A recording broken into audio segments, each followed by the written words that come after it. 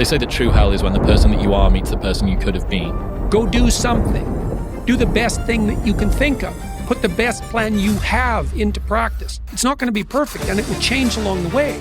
But it will change partly because you become disciplined pursuing the path. And as you become disciplined, you become wiser.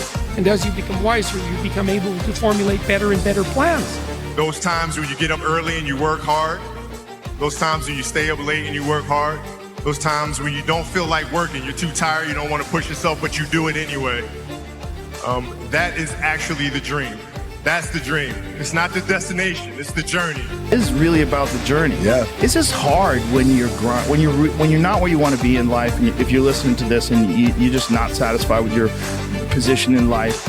It's hard to think that way. All you want is that thing. But you gotta somewhere along the line figure out how to enjoy yourself.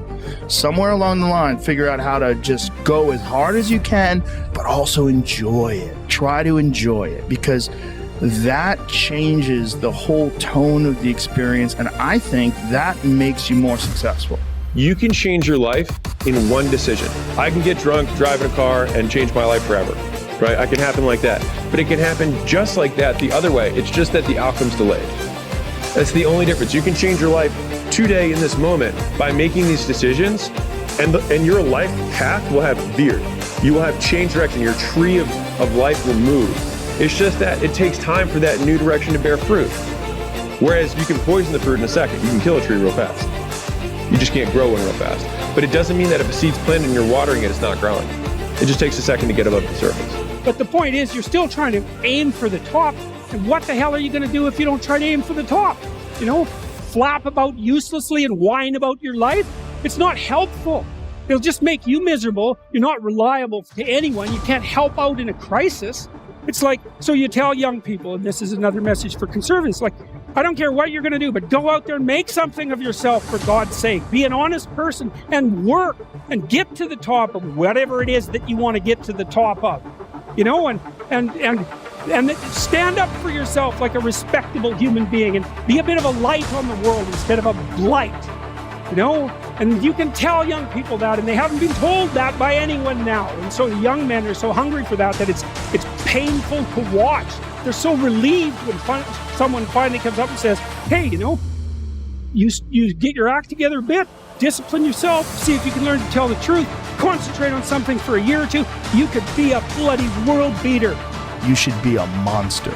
He said you should be a monster, you should be ruthlessly ambitious, and then learn how to control it. And it's that old expression, it's better to be a warrior in a garden than a gardener in a war. Life isn't fair. At all. At all. So what are you going to do about it? I knew that no one was coming back to help me. No one's going to miracle me to be somebody special. So, mentality is the only thing that gets us through life. I was an underdog. We are all underdogs in life. Even the baddest person in the world should think that way. So you should always have I've never arrived mentality. And the can't hurt me mentality is no matter where you come from, the sewer or wherever you think you're from. When I got out of the sewer, I got to the road and looked around and said, can't hurt me. Nothing should be able to hurt you. If you believe that, it starts to become true. You should be a monster, an absolute monster, and then you should learn how to control it. You're a man. You are a man. Stand up and be a man. Make the hard decisions, make the sacrifices, make the unpopular decisions, and become comfortable in your own skin. When do you become a man? When you get a driver's license?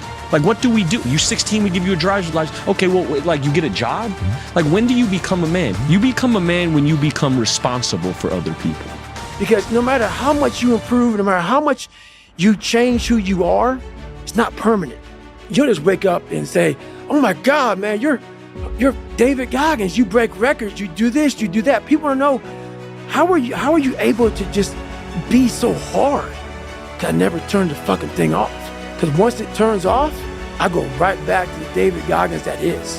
And that's the guy that I'm constantly fighting every day. And it's a choice. And that choice makes you misunderstood. It makes you crazy. Get serious. That's number one. I don't know any substitute for that. You've really got to get serious. You don't have to be grim, but you must be serious. To go from average to fortune, you must get serious. Be the guy who embraces the ugly, the miserable. Be the guy who embraces hard work, the grind. Don't be afraid of being hurt. Don't be afraid of sacrificing some blood. When every boy realizes no one's coming to save him, and that's when he becomes a man.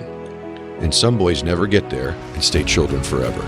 People only root for people who don't need it. Like the amount of times when I was on my lonely path where I was too different from the friends that I had, but not successful enough to be friends with the people that I wanted to be friends with. That's when you want people to root for you. That's when you want people to support you.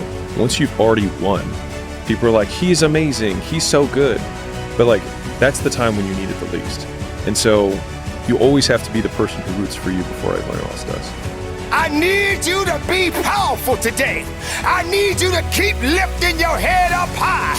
I need you to have the faith. I need you to be strong. I need you to walk through the fire. I need you to swim to the shore.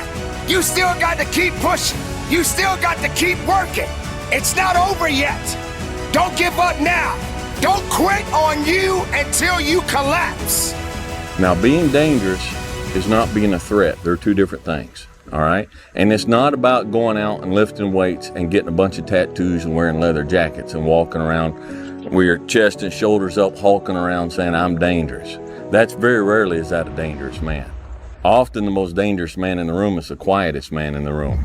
There's a saying, when the devil ignores you, then you know you're doing something wrong. Right? I'm not done now. You know, the devil goes, oh no, leave him alone. Hey, he's my favorite. Don't bother him. Yeah. Conversely, when the devil comes at you, maybe it's because you're trying to do something right. It's easy to give up. Hell yeah. Easy. It's the easiest thing in the world to do. All right, man, I'm done. I ain't going. I ain't gonna keep going. Yeah, I don't feel like going to work. I'm done. Yeah, man. It's easy. It's very easy. But what's hard is going, yo, yesterday I got nothing from working as hard as I could. Nothing happened from that. I'm gonna do the same thing again today, but I'm gonna try to go harder. That's the hardest thing in the world. To get up every day and give 100% and be in the same position that you were each day, but mentally know that you're trying and trying and trying. That's a real grind. You have to achieve failure. You have to take it that far. Nobody wants to go that far. It's too scary. But you know something? I got news for you. That's where winning is. It always has been. I'm obsessed with finding myself now after and not having to prove anything to anybody other than myself and my family, you know? Really myself. And realizing that is enough. You know what I'm saying? Like that, like giving your best is enough. And sometimes we lose track of that, you know? And yeah, so for anybody out there, you know, you're enough, man. I know that you've got greatness within you. I know that you have unlimited potential in you. I know that you have something to give to the universe. Knowing who we are is hard. Eliminate who you are not first. You're gonna find yourself where you need to be. Everybody wants destiny. Everybody wants manifestation. Everybody wants fulfillment. Everybody wants the next level in the relationship and a higher quality of living. But nobody wants to eliminate distractions. Nobody wants to disappear for 3 months, 4 months, 6 months, and get into a place where you can focus on just you. What if you could just shut out every distraction? What if you could just shut out the world for just a season and focus on you? What is your destiny? The reason why you don't see it, the reason why it has not manifested, the reason why you are so frustrated is because you have not been willing to forsake all that you've been called to forsake and to follow through behind closed doors. Always keep an open mind that there's something out there for each and every one of you. And it's up to you to go out there and find your niche. I was the baddest person to ever live. It doesn't go away, man. You gotta wake up, even though you're retired, never retired. You're setting the example every single day of your life about having a savage mentality. You will get hit. You will get cut. But true champions get up off their butt and keep grinding. And they refuse to lose. And they never, ever, ever give up.